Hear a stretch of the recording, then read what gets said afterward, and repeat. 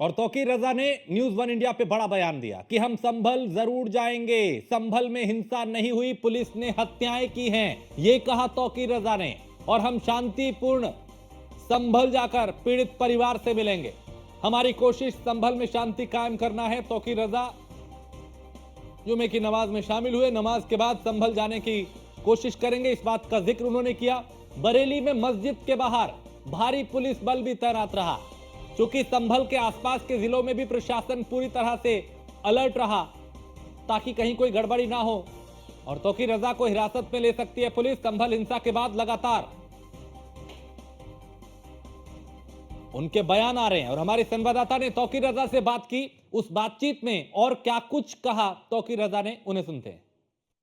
India की team मौजूद है इस समय मौलाना साहब के साथ। मौलाना साहब इस समय संभल कूच कर रहे हैं। सर, क्या कहना चाहेंगे कि संभल जा रहे हैं, वहाँ जो इंसान मारे गए उनके लोगों से मिलने का आज आपका ऐलान है? जी, उन लोगों से मिलना है, मुलाकात करनी है और संभल का माहौल शांत रहे ये कोशिश करनी है। सर, पुलिस ने रोक लगा रखी है वहाँ बाहर से किसी व्यक्ति को जाने देने की, क्या नहीं, रोक लगाने का मकसद ये हो सकता है कि कहीं बाहरी लोग आके वहाँ पे भड़काऊ माहौल न बनाए, लेकिन हम शांति का पैगाम लेके जा रहे हैं। और संभल में चूंकि दंगा नहीं हुआ है, हिंदू मुस्लिम नहीं हुआ है, ये पुलिस ने वहाँ का माहौल बिगाड़ा है, तो लोगों को ये समझाना जरूरी है कि पुलिस से हमारी किसी किस्म की कोई लड़ाई नहीं है। पुलिस के साथ हमें सहयोग करना चाहिए। तो आपने देखा हमारे साथ मौजूद थे इत्तेहाद मिल्लत काउंसिल के राष्ट्रीय अध्यक्ष मौलाना तौकीर रजा साहब। आपने संभल जाने के लिए कूच कर दिया है, आगे सबकी निगाहें मौलाना साहब के अगले कदम पर हैं। मैं कैमरामैन पंकज शर्मा के साथ Anurodh Bhardwaj, news one India, Bareilly.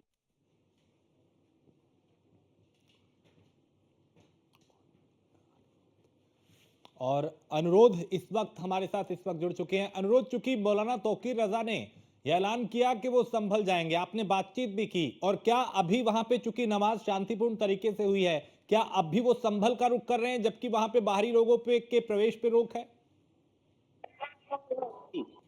घटना को देखते हुए जिले में है इस तौकीर रजा कहा इत्तेहाद मिल्लत काउंसिल के राष्ट्रीय हिंसा में मारे गए लोगों के परिवारों से मिलने की बात कही है और घर से अभी कुछ देर पहले ऐलान किया है। और ये कहते हुए वह संभल के लिए निकल रहे हैं और रास्ते में अभी शहर के ये मस्जिद में वो नमाज अदा कर रहे हैं। हमारी न्यूज वन इंडिया ने मौलाना साहब के साथ खास बातचीत की, जिसमें उन्होंने साफ साफ कहा कि संभल में हिंसा नहीं हुई, वहाँ हिंदू मुस्लिमों में कोई टकराव नहीं हुआ, बल्कि संभल के हालात पुलिस ने बिगाड़े और इसके लिए सीधे तौर पर पुलिस प्रशासन जिम्मेदार है। मौलाना ने यह भी कहा है वो हर सूरत में संभल जाने की कोशिश करेंगे, पुलिस का सहयोग करेंगे, शांति बनाने के प्रयास करेंगे और संभल के हालात बनाने में उनके स्तर से जो भी संभव प्रयास होगा वो किया जाएगा, लेकिन उन्हें संभल जाने दिया जाए और वहां के जो पीड़ित परिवार है उनसे मिलने दिया जाए। जी, ऐसे में अनुरोध, चूंकि संभल में शांतिपूर्ण तरीके से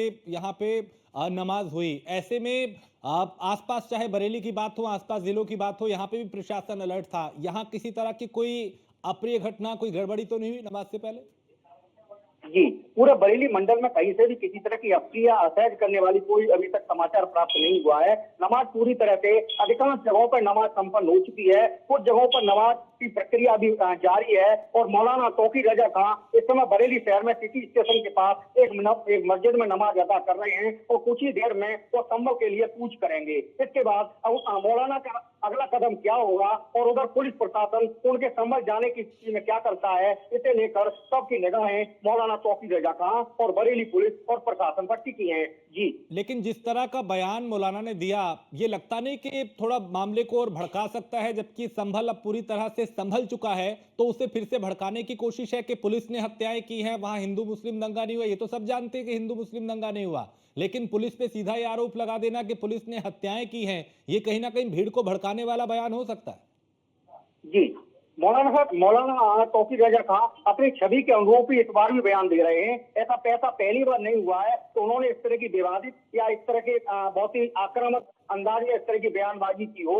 बरेली वो कई बार विरोध प्रदर्शन का ऐलान भी सरकार के विरोध में करते रहे हैं। हालांकि पुलिस प्रशासन ने बरेली में उन्हें प्रदर्शन करने की इजाजत नहीं दी और कई मौकों पर उन्हें नजरबंदी भी किया गया। हाल ही में उन्होंने दिल्ली में सरकार विरोधी प्रदर्शन का भी ऐलान किया था, लेकिन दिल्ली पुलिस ने उन्हें रामलीला मैदान में प्रदर्शन करने की अनुमति नहीं दी। अब ऐसी स्थिति में जब संभल के हालात खराब है, बेहद तनावपूर्ण है, हालांकि अब कुछ समय हिंसा के बाद और वहाँ शांति है। आज वहाँ संभल में पूरी तरह से शांतिपूर्वक तरीके से नमाज अदा की गई है। ऐसे में मौलाना तौकीर रजा खां का संभल जाने का प्रयास किस तरह के हालात बनाएगा, इसे लेकर पुलिस प्रशासन बरेली में ऐसा फूंक कर कदम रख रहा है। जी। और बरेली में किस तरह की तैयारियां प्रशासन ने की थी इस नमाज को लेकर? चूंकि आशंका ये थी कि कहीं पे विरोध हो सकता है, प्रदर्शन हो सकता है, न सिर्फ संभल बल्कि उससे लगे हुए आसपास जो इलाके हैं, तो बरेली में किस तरह की प्रशासन की तैयारियां रही? जी, जिस तरह के संभल के हालात हैं तो बरेली क्योंकि मुरादाबाद मंडल से लगा हुआ जिला है, बरेली मंडल का बदायूं जिला संभल से सटा हुआ है। इसे देखते हुए पूरे बरेली मंडल में खास चौकसी बरती जा रही है। आज जुमे की नमाज को देखते हुए बरेली शहर में सुबह से ही पुलिस पेट्रोलिंग कर रही थी, लगातार सड़कों पर मार्च किया जा रहा था। यहाँ तक कि घोड़सवार पुलिस भी मैदान में उतारी गई थी, लेकिन कहीं से भी किसी तरह की अप्रिय या अशांति की कोई ऐसी खबर नहीं है। जी ठीक है, बहुत शुक्रिया अनुरोध इस तमाम जानकारी के लिए। तो मौलाना तौकीर रजा अब भी ये कह रहे हैं कि वो संभल जाएंगे। अभी कुछ राज्य सरकार और मुस्लिम पक्ष, अब सुप्रीम कोर्ट चूंकि मामला पहुंचा है, 2 महीने में रिपोर्ट सौंपेगा और मुस्लिम पक्ष सर्वे के फैसले का विरोध है चूंकि वो कर रहा है। तो क्योंकि ये मामला सुप्रीम कोर्ट पहुंचा, सुप्रीम कोर्ट ने हाई कोर्ट में कहा है कि आप हाई कोर्ट जाएं, हाई कोर्ट इस मामले को देखेगा और निचली अदालत से कहा कि अभी आप इस पे कोई एक्शन नहीं लेंगे। यानी अभी फिलहाल जैसे का तैसा जो है वो हालात वहां पे रहेंगे। यानी एक तरीके का स्टे एक तरीके से ये है तब तक जब तक हाई कोर्ट इस मामले पे आगे सुनवाई नहीं करता। और अब हाई कोर्ट के पाले में गेंद है। इलाहाबाद हाई कोर्ट अब इस पे तय करेगा कि आगे क्या होगा। चूंकि सुप्रीम कोर्ट में याचिका दायर की गई थी, सुप्रीम कोर्ट में आज सुनवाई हुई। सुप्रीम कोर्ट ने यह कहा कि पहली प्राथमिकता शांति बनाए रखने की है प्रशासन की। दूसरा यह कि जो याचिकाकर्ता है उनको कहा कि आप हाई कोर्ट क्यों नहीं गए, हाई कोर्ट जाएं। और तीसरा यह कि निचले अदालत को यह कहा गया कि अभी आप इस पे कोई एक्शन नहीं लेंगे।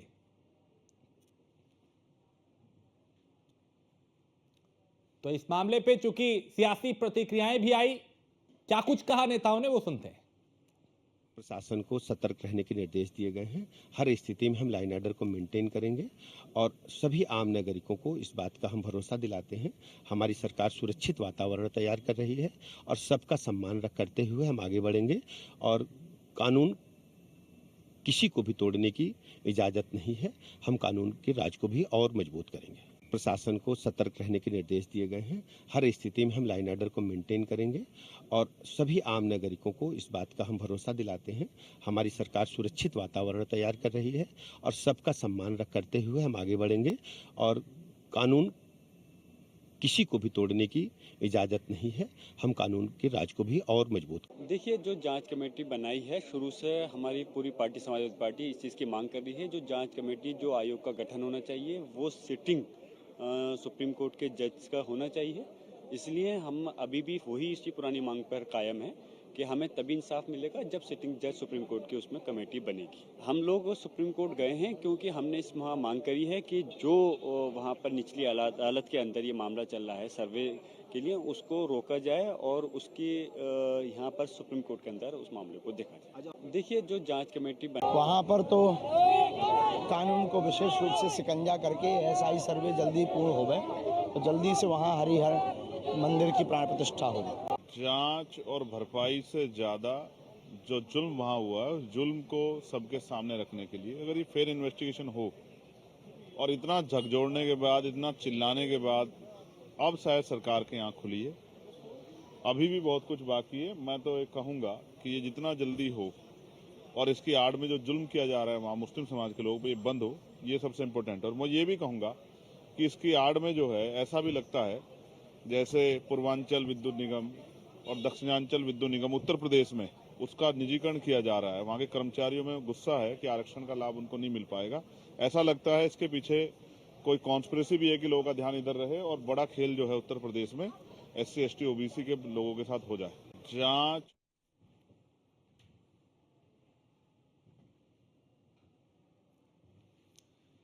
तो इस मामले पे चूंकि नेताओं की प्रतिक्रियाएं भी आई, लेकिन अब मामला सुप्रीम कोर्ट पहुंचा था और सुप्रीम कोर्ट ने कहा कि हाई कोर्ट इस मामले पे सुनवाई करेगा और निचली अदालत को कहा कि अभी इस पर कोई एक्शन ना ले। एक ब्रेक के लिए रुकेंगे, आप बने रहिए न्यूज़ वन इंडिया के साथ।